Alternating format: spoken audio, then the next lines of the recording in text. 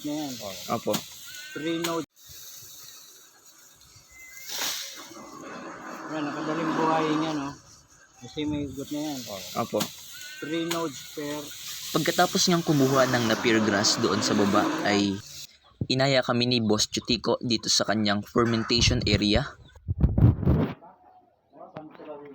Walang mahabang dahon na ganyan. Yung isa na yan. Ito meron. Pero okay na rin yan. Pero mas mabilis ma-ferment. So kasi fermentation period ko rito 30 to 45 days pwede mo na pakain ulit.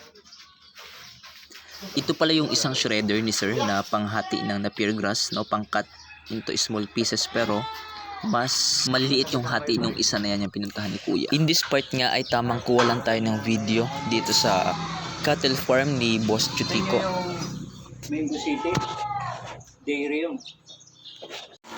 At sa part nga na ito ay ipinakita rin sa amin ni Sir Chutico kung papaano kinakat yung napier grass gamit itong machine na ito. At dahil sa imbensyong ito ay mas lalong nagiging efficient ang ating mga trabaho.